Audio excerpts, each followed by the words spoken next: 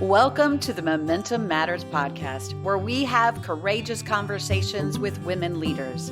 You'll hear about their accomplishments, their experiences, their challenges, and best advice. If you are inspired by women who have overcome the barriers and gone on to do extraordinary things, you are in the right place. Hey everybody, it's Katie, and I'm excited to have Selena Rodgers Dickerson on the podcast today. She is president of Sarcor, her own company that she started several years ago, and you'll find out how and why and some hard realities and decisions that she had to make along the way, and the support and mentorship and sponsorship she needed to get there. But I have admired her leadership for a long time and met her several years ago and had a wonderful conversation and just knew that I wanted to bring her story and her leadership philosophies and thoughts to you. We cover everything from personal branding and business branding all the way to how to shift our mindset. So I hope you enjoyed this conversation. This is Selena Rodgers Dickerson. All right, so we are rocking and rolling. All right, Selena, I'm thrilled to have you on the Momentum Matters podcast today. Thank you so much for taking time out of your busy schedule to talk and share about leadership with all of us. I'd love to start from the very beginning. When did you know and recognize that Selena was a leader? And talk me through some of those experiences maybe you had at a young age. Ooh, the leader part. I'm the first child and first grandchild, so um, let's. I guess that's really the beginning. I my aunts were, some of them were only a few years older than I am, so my one of them is only 5 years older than Yeah. me. She and my dad are 20 years apart, and so she's more Wow. like my big sister. And but there was a certain responsibility that I had just growing up, and having being around a lot of adults for like by myself for the first 2.5 years of my life, and then the responsibilities of family and the culture that we had growing up. My great grandmother would always tell me, that you got to be the big girl, so that was part of it. But my parents, we were really involved in church. And once I really started grasping my own knowledge of the Bible, Scripture had a lot to do with that journey for me. Particularly, we had Scripture, but the affirmations that we would say, I'm a leader, not a follower.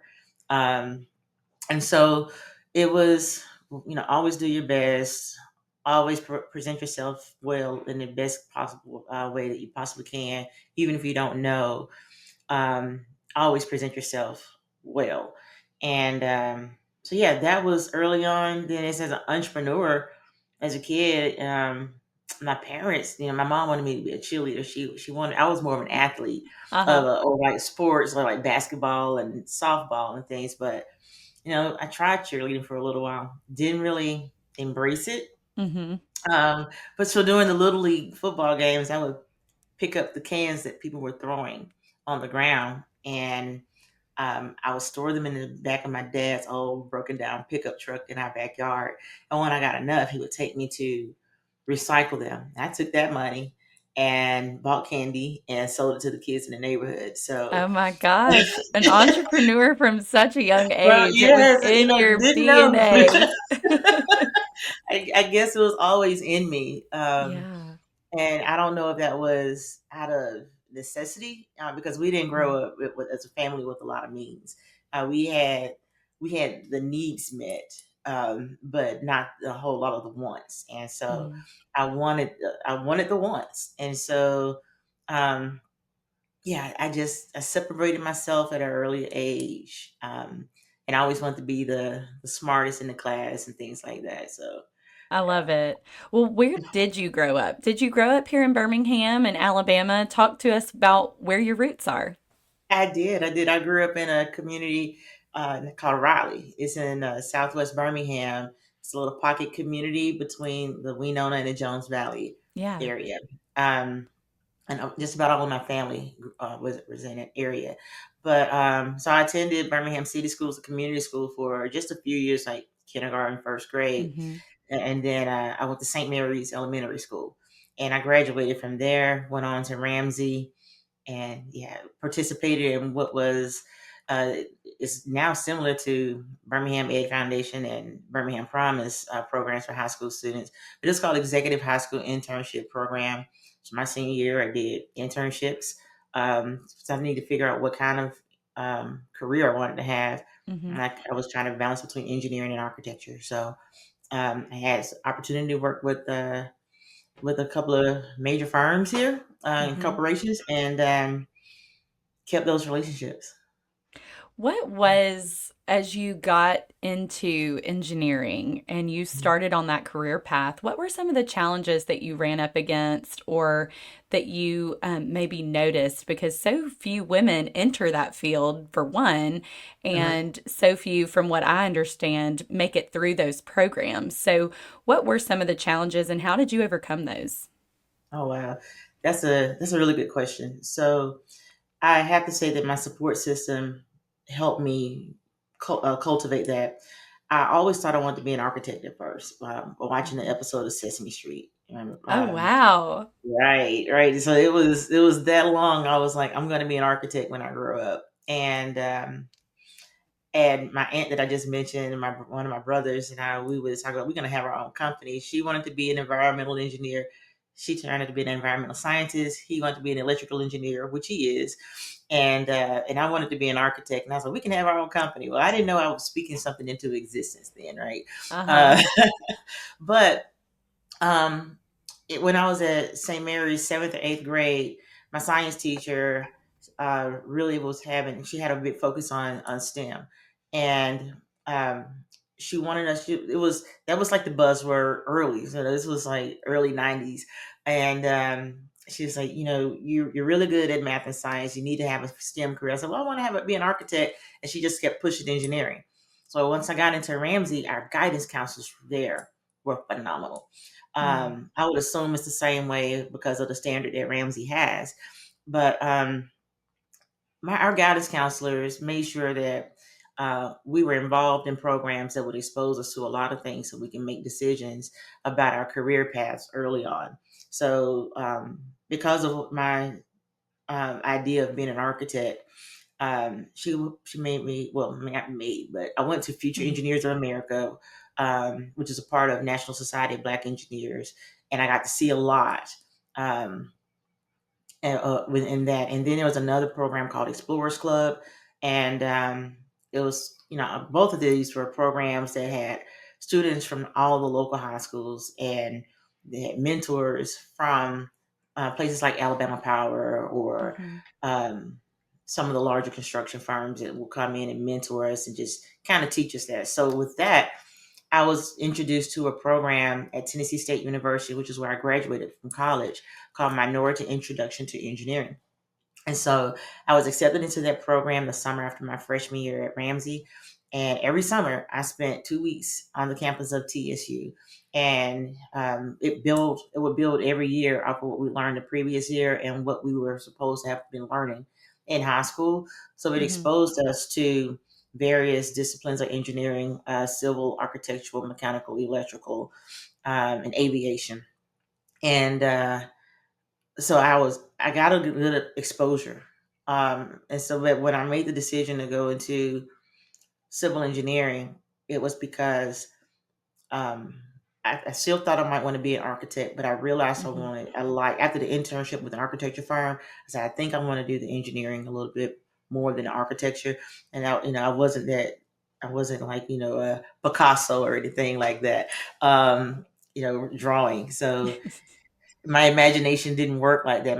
My brain worked in processes, Okay. systematic problem solving processes more Yeah. so than creative design.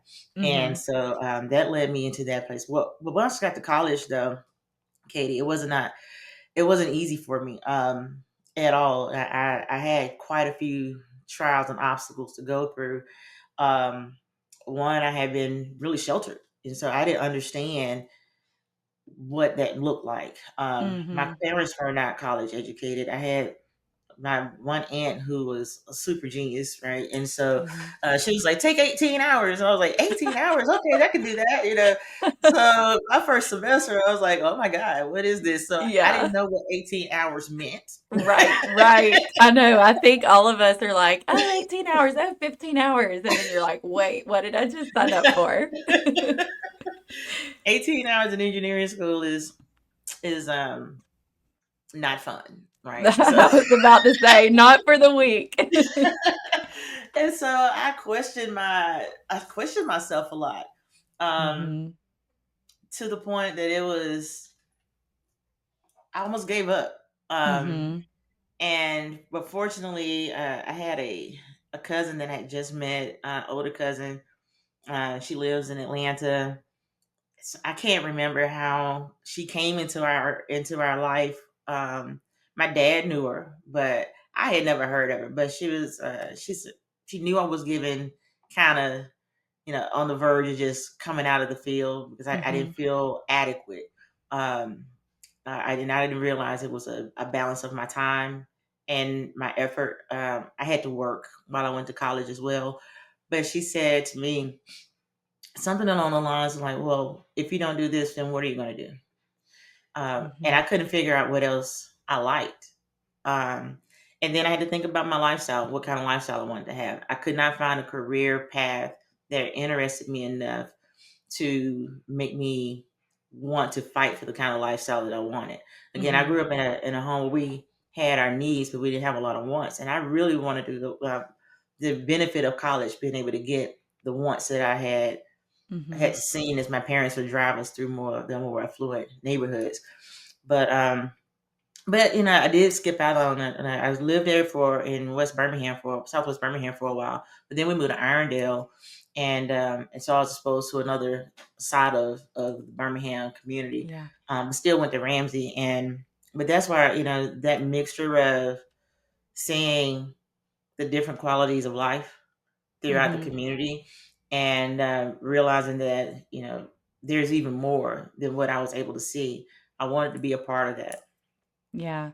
Well, it sounds like your cousin really stepped in at the right Yeah, time. she did. And all along the way, it seems like you had great people sponsoring and supporting you, mentoring you, sharing their wisdom. That's so valuable. How do you see that now as a leader of your own company? How important is that for leaders at the top of a company or at the top of a department? Use your position. How does that support make a difference for a business or for a person's life, as we've just discussed with you? Yeah. So, one, we have to make sure that we have the right mindset ourselves. Hmm. Once as a leader, and two, the people who we are choosing to mentor or sponsor, who are we aligning ourselves with? There are people who will say, will you mentor me?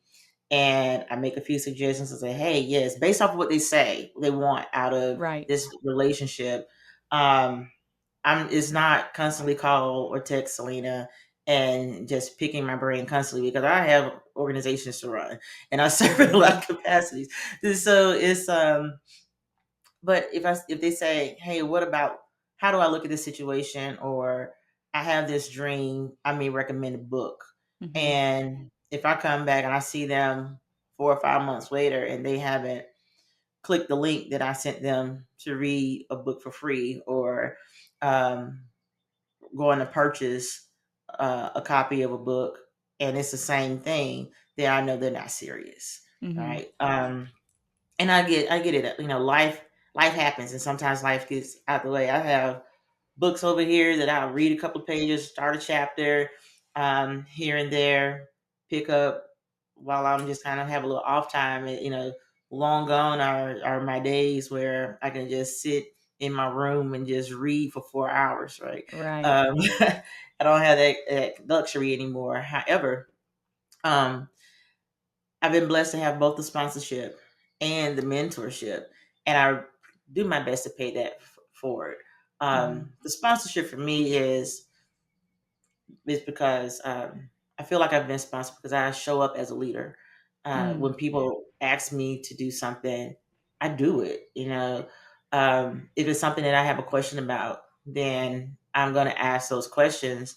But uh, it's one of my I don't know if you know Victor Brown at the BBA, Mm-hmm. but he told me he said you're coachable, and Mm. so he said you absorb this information and then you work to actually implement it, Mm-hmm. and you keep up with it. It's not just I'm starting from scratch every time. It's building on piece by piece. It's like a Lego set.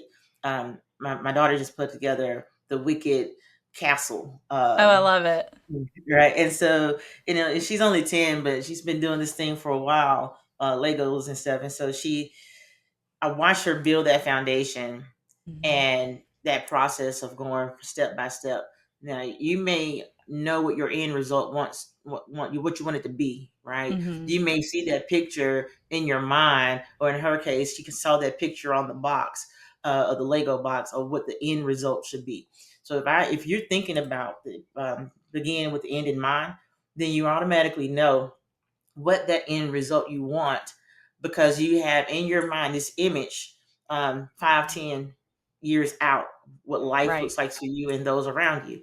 And so your intention starts to build around building those layers, each level of that castle, to build your dream. Um, and as you do that, you don't just not reach back and say, hey, this is what I'm doing. You show someone else how to get there. But if you're Mm-hmm. looking at an organization as a company, my company won't be sustainable if I don't build other leaders within there. Right. Yeah. And so if they're, I have young engineers that work with me, 1, 2 years out of school, and I push them. They Mm-hmm. could be somewhere else and they could just be in a cubicle and just be a worker bee and have it easy. But no, if you're here, I'm thinking about what your life, even if they can't see what their life would be like, whether they choose to be with me or not, they can go on and be leaders in their life. I look to build a whole person within my organization and Mm. not just an employee. How am I adding value to your life? And so we'll have personal development. Put quotes on their pay stubs. Every page I'm trying to figure out what quote I'm going to pull from a book today. Oh, So I in the love little that, a little note Selena. on their pay, but on their pay stub, it'll have a little thing to just kind of trigger them to Yeah. keep moving forward and keep thinking proactively. Um, the last one I said, embrace change, because we Mm. can't change, we can't control those dynamics around us in life sometimes, but we Mm-hmm. can control how we react and Right. how we prepare. And so, um, do I take on mentors? It just happens, right? Organically. Mm-hmm. I don't call myself as um, a quote unquote, I'm mentoring XYZ people, or I'm going to have a goal of that. Sometimes people I gravitate to them, they gravitate to me. I Mm-hmm. had an adopted little sister, mentor, mentee, whatever, texted me this morning about career path stuff. And I was like, weigh these things out before you jump. Mm-hmm. And make sure you're thinking correctly. And it's not just this need to do more because you're educated. And that's one of the biggest cycles I think younger professionals have. They want 15 years down the line today, right? Right. And it's not impossible, Mm-hmm. but sometimes in different career fields, experience levels are required. Right. There are things that are needed to build that foundation, the step by step. So let's start those Mm-hmm. goals and meet each level of that process before you just Mm-hmm. jump on in. And I really try to make sure that they understand that. But on a sponsorship, it's for people to say your name in a room that you're not in. How are Right. you showing up in a room when you're not even in the room? Mm-hmm. That means somebody is thinking about what value I've added to their life, to their organization, to their Mm-hmm. board, to their project, and advocating for me, even if I don't know there's a need for my services, whether it be on a personal level, professional level. Right. Yeah. And I love all of that. Especially as a mom of two boys, I love the Lego analogy because they're all over my house. But I would love to hit on something you just talked about in a way, which is personal branding, right? So the brand that we put forth is what can ultimately help us have our name set in a room where we aren't. And I've noticed about you on LinkedIn, you've really built this personal brand. How do you fit that in as a priority? Posting and having your leadership voice be heard while also running an entire company. How do you balance those and do you see them as equally important? I do see them as equally important. That's the easy, short answer. Mm-hmm. Um, the other part of that is I got help. Believe it or Mm-hmm. not, I am an introvert. I was a wallflower. I didn't do a whole lot of stuff outside. If it wasn't really sports related, I was quiet. Mm-hmm. Um, and so during COVID, um, I had to force myself to expand my LinkedIn postings and my social media presence. It was not fun for me, um, Mm. but I hired professionals to help me. And people have been telling me for years. I had gone on all the classes. Like, you got to make sure your social media presence is great. And I look at what I would post if I posted anything, or even if I even liked someone else's post or Mm-hmm. reposted, it was lackluster. Again, my brain thinks in processes, not Mm-hmm. creativity. And Right. so, what I did was, one, I hired professionals. Right, that was, I outsourced that part of my life and helped someone else tell my story. Now there are things that I will write, and I just post it, right? But if you're Mm-hmm. looking for the pretty graphics, I can only do as much Canva might allow me to do, but but even that is limited, because Yeah. that's not the best use of my time. Right. And so, but it is equally important. And COVID taught me that it was equally important. Mm. As an introvert, but also an entrepreneur, prior to COVID, I was forced to go out and network with people, Right. and I felt myself, after about 5-6 months in the house.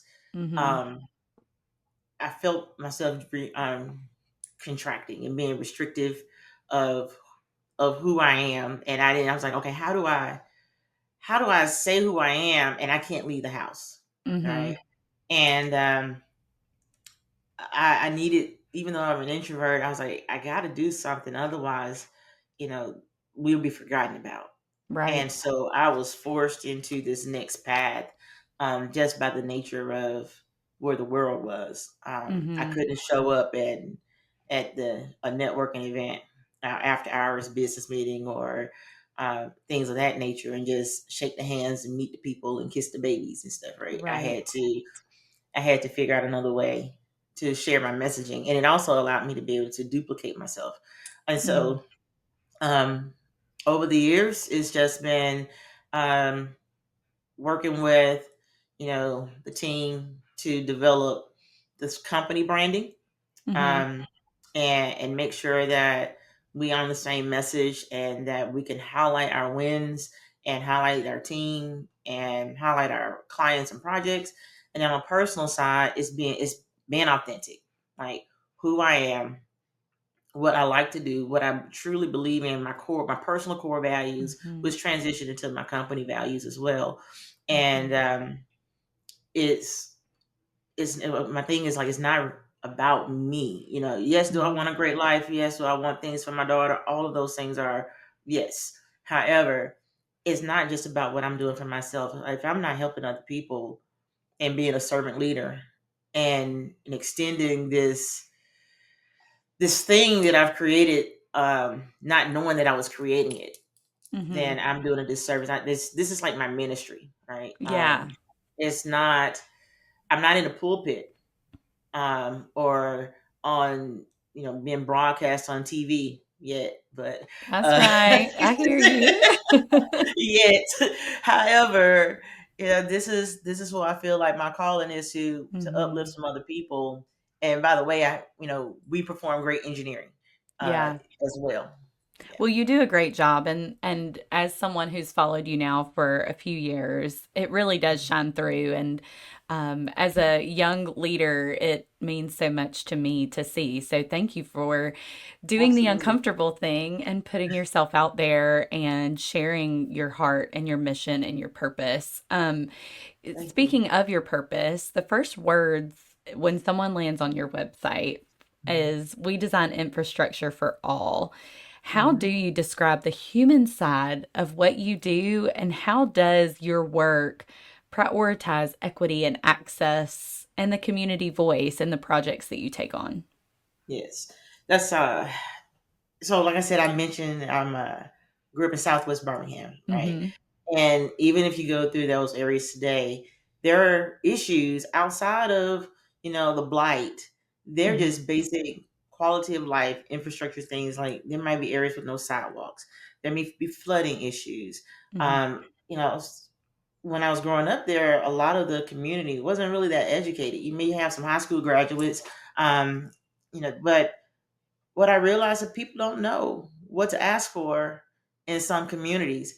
And then in other communities, people know exactly what to ask for. But Mm-hmm. regardless of what your zip code is, you shouldn't be penalized because you don't know what to ask for. Right. Right.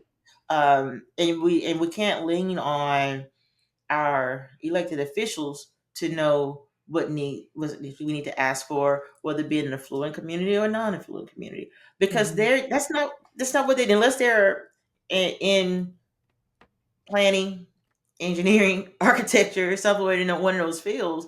Mm-hmm. That's not their thing. That's not where their strength. So help them to be able to focus on their strength and provide them the answers. All Mm-hmm. right, provide them the solutions for their constituents.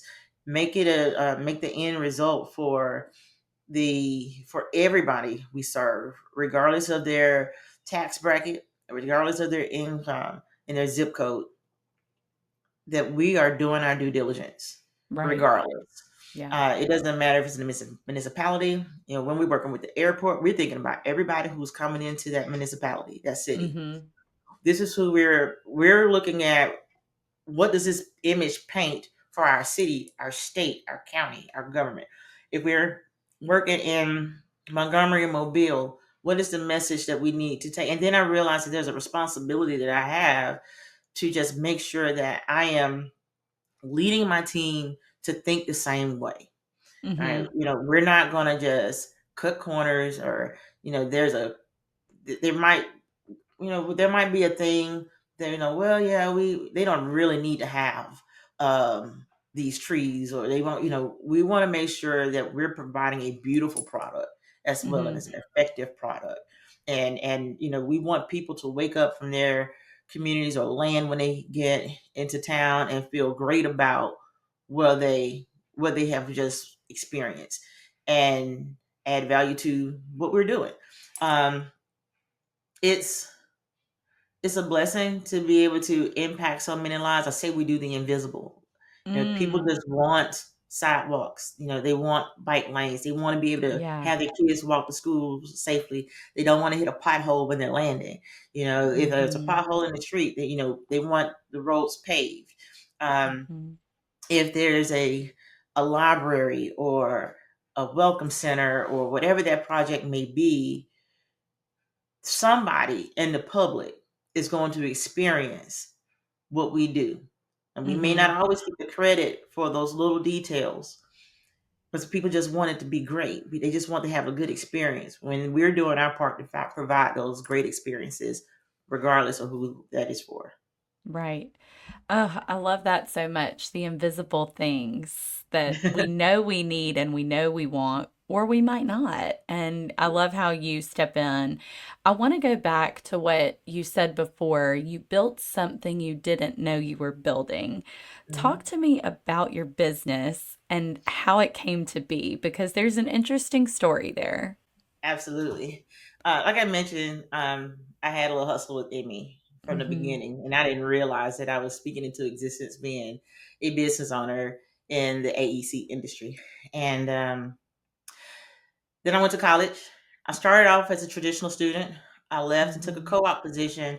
And while I was during this co-op time away from Tennessee State, um, I had an experience with domestic violence. Mm-hmm. And though I'd never want to experience anything life-threatening like that or any life-threatening event again, Mm-hmm.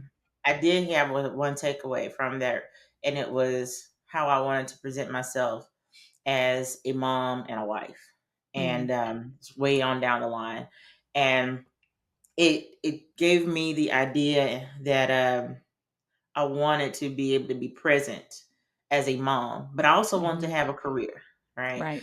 And but fast forwarding, I went back to TSU, and that's when I started working a full time job and going to school part time.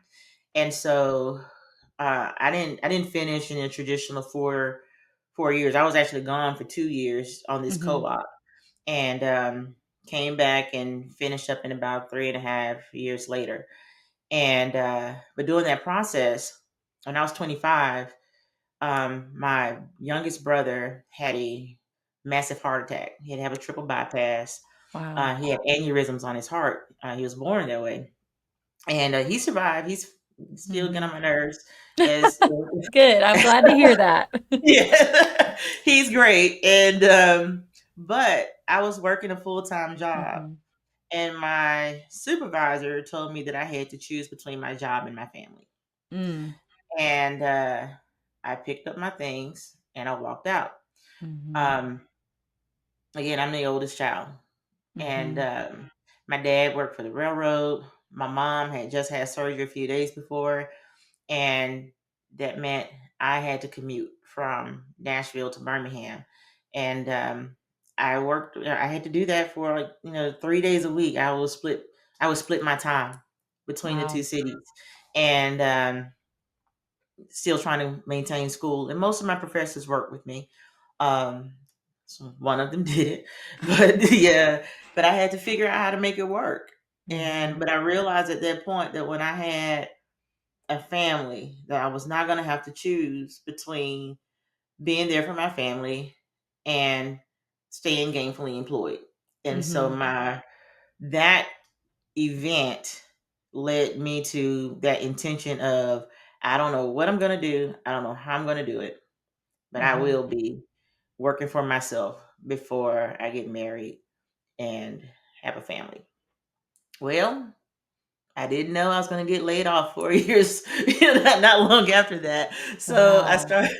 I started working when I finished school. I started working with the Department of Transportation, and it Mm-hmm. was good. It was good for me. But I took an opportunity in private sector, and I worked 4 years to the day. During the process of that time, this was during the Great Recession. Okay. Uh, I realized that things were changing in Mm. life. Mm-hmm. That things were happening around me. I did not know how, but I decided. What I realized that all the supervisors from in that organization where I was working, they had Mm-hmm. MBAs. So I decided to get my MBA, Okay. and I said, so there's two tracks in engineering. You can be a great designer and be great at the product, or you can lead the team. And I wanted to be the part that led the team and understood the business side of it Mm-hmm. more than I understood, than the actual technical part. Sure. You can do both. There are people who are great at both, but for me, I was like, I really want to lead teams, Mm-hmm. and then one day, um, I was approached by. I was talking to someone I considered a mentor, and he said, "Selena, if you can go and market and get projects for them, you can do it for yourself." I was like, "Huh?" He said, "Well, I'm just showing up for meetings and teaching myself how to write proposals or try to, they did construction as well as engineering. And so I'm playing around with bids. He said, you can do this for yourself if you can do it for them. Mm-hmm. And I was like, and I started with all the reasons why I couldn't. I Mm. gave him every reason why I couldn't. And he was like, nope, that's not true. You can do this. This is a way you can work around that with just utilizing this tool or having this person. And I was like, oh, okay. Mm. So after that, he said, go ahead, and he challenged me. He said, set up an LLC. And so I figured out how to set up an LLC. And so I founded Sarcor in February 2008. February 26th, as a matter of fact, Wow. 2008. Wasn't working in it. At the time, that was my grandmother's birthday. Oh my Um, gosh. yeah.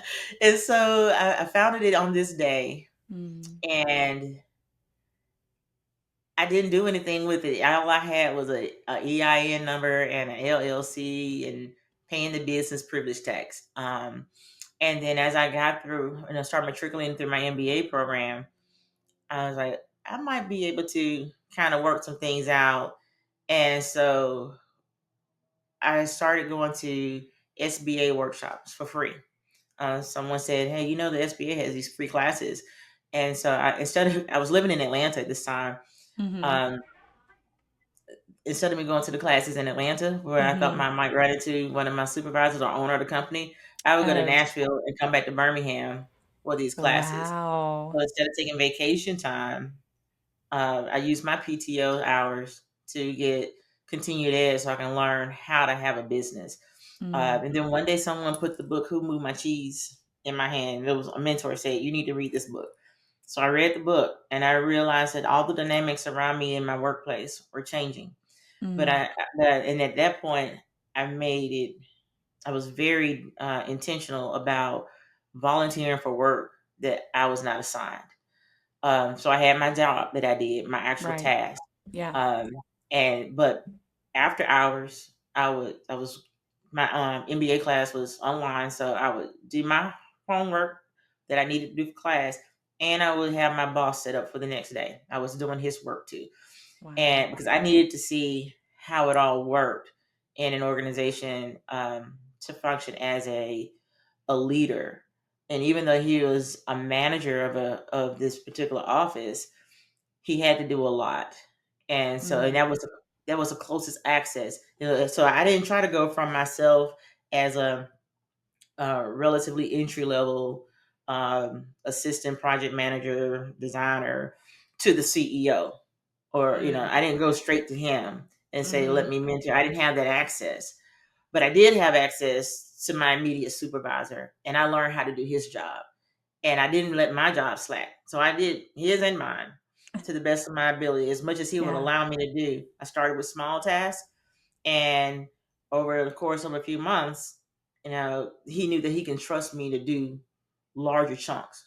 And Mhm. so, and then I came back home and built relationships. So again, when I was here taking classes, I was also pounding the pavement as Sarkor to try to Mm. figure out, like, because I knew at this point that at one day I'm going to be laid off.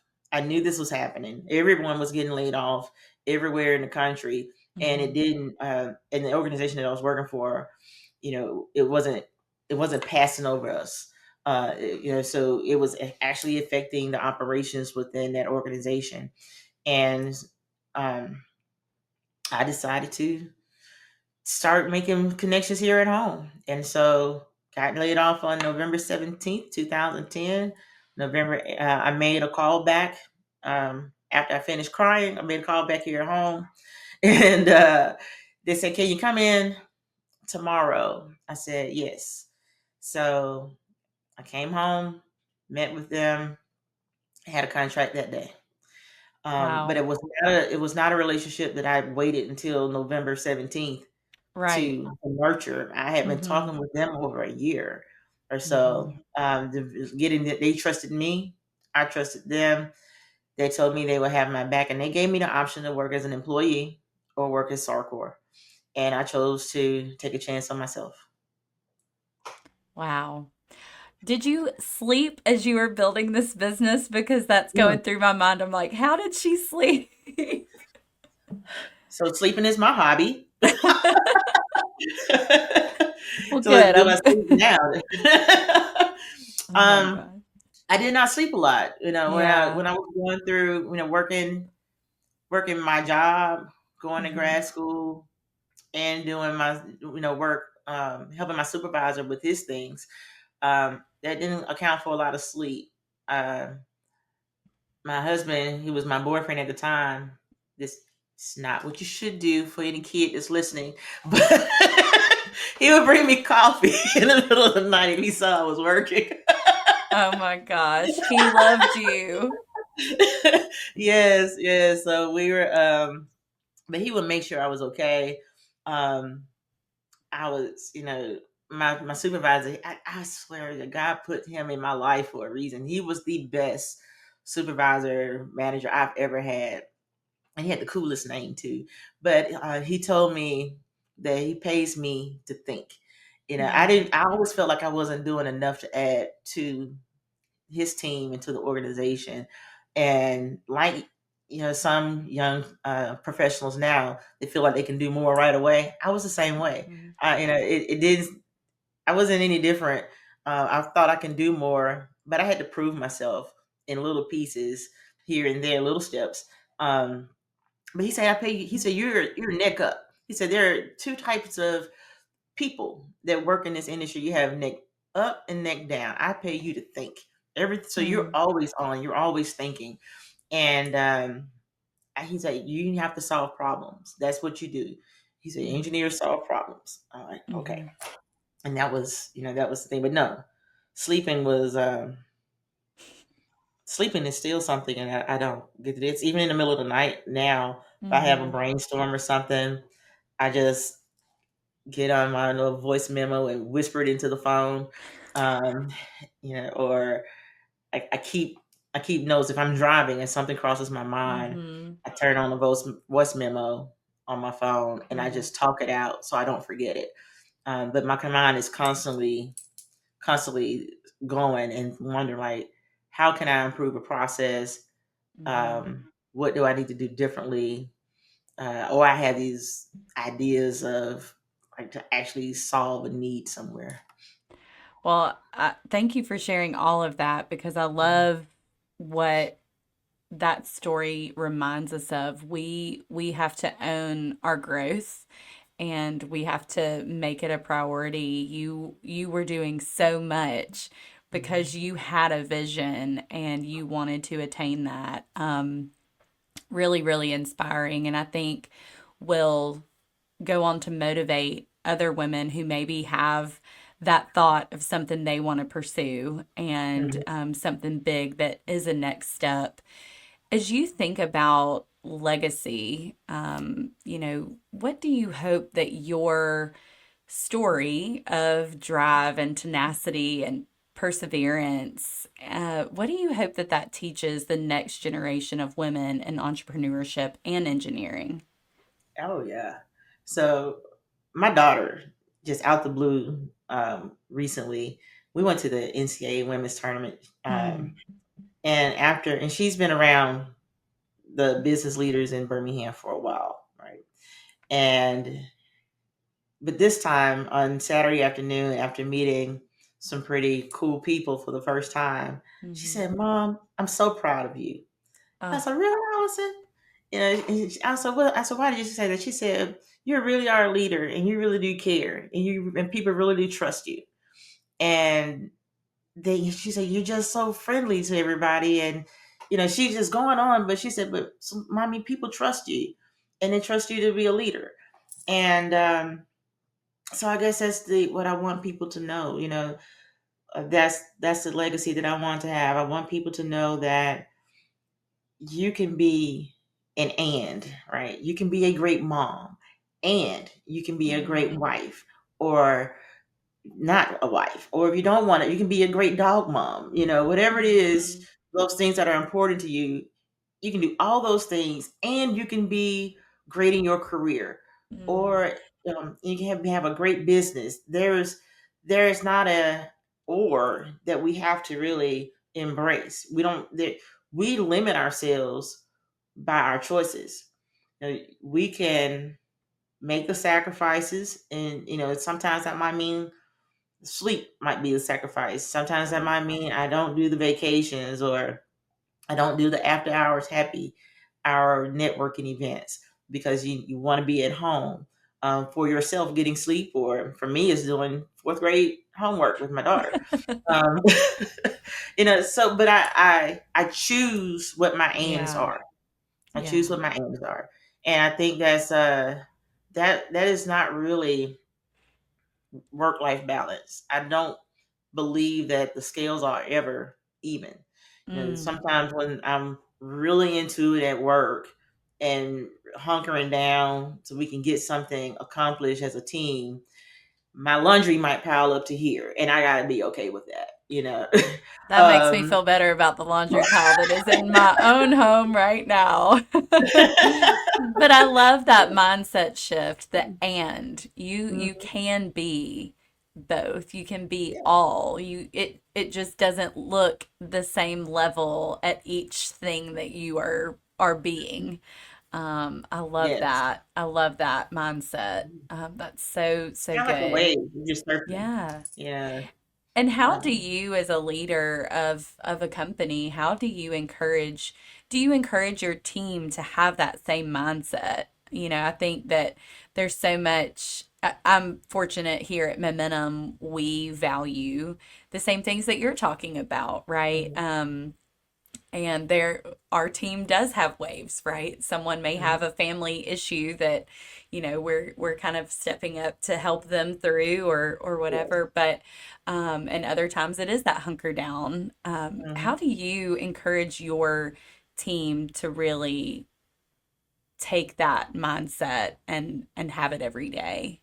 Yes. So, that story I mentioned about my brother having a heart attack, Mm-hmm. and I had to choose between my job and my family.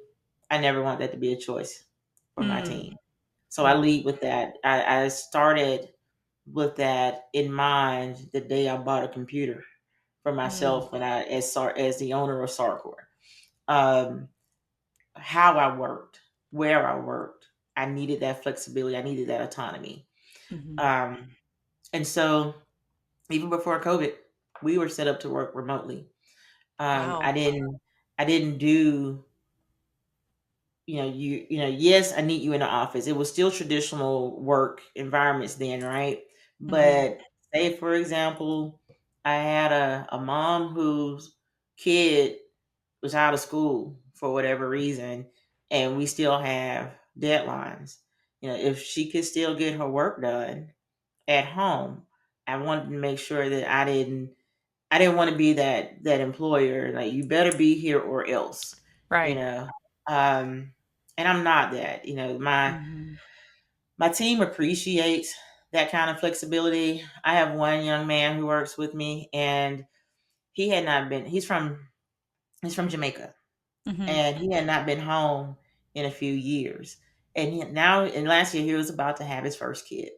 Mm. And I said, "When the last time you've been home to see your family?" And he was like, "Well, it's been a while, and I wanted to take he had only been employed with me about 6, 7 months or so, Mm-hmm. and he said I wanted to go home before I took the job, but I didn't want to miss out on the job because I went home." I said, "Take your computer with you, go see your family.